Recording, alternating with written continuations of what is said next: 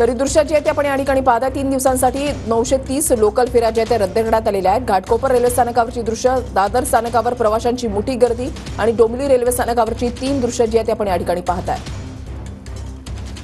Dadar railway स्थानकावर थेट जाणार आहोत। ऋत्विक आमचे प्रतिनिधी आमच्या सोबत आहेत। ऋत्विक, आपण पाहतो की मध्य रेल्वे आणि पश्चिम रेल्वे या ठिकाणचे प्रवासी जे आहेत ते दादर रेल्वे स्थानकावरूनच पुढे जात असतात। सध्या दादर रेल्वे स्थानकामध्ये आम्ही तुमच्या मागे पाहतोय की प्रवाशांची मोठी गर्दी आहे।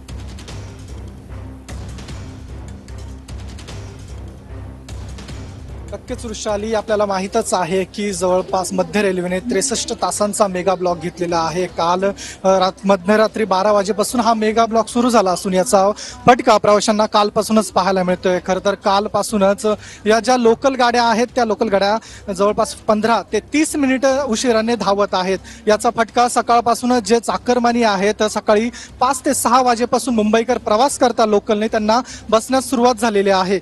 तसंच आपण दृश्यांमध्ये पाहू शकतो, सध्या मी प्लॅटफॉर्म क्रमांक 9 आणि 10 वरती उभा आहे। प्रवाशांची तुडुंब अशी गर्दी आपल्याला दिसून येते। ही गर्दी नुसतीच लोकल प्रवाशांची नसून तर ज्या लांब पल्ल्याच्या गाड्या आहेत त्या लांब पल्ल्याच्या प्रवाशांची देखील ही गर्दी आपल्याला पाहायला मिळते। कोयना गाडीसाठी ही प्रवासी सध्या वेटिंगवर असल्याचं आपल्याला पाहायला मिळते। लोकल सोबतच जवळपास मेल ज्या आहेत त्या 70 ते 80 मेल एक्सप्रेस या सुद्धा मध्य रेल्वेने रद्द केल्या असून काही या गाड्या आहेत त्या उशिराने धावणार आहेत। त्याची सध्या आपल्याला वेटिंगवर हे प्रवासी आपल्याला दिसून येत आहेत। धन्यवाद ऋत्विक दिलेल्या सविस्तर माहितीसाठी।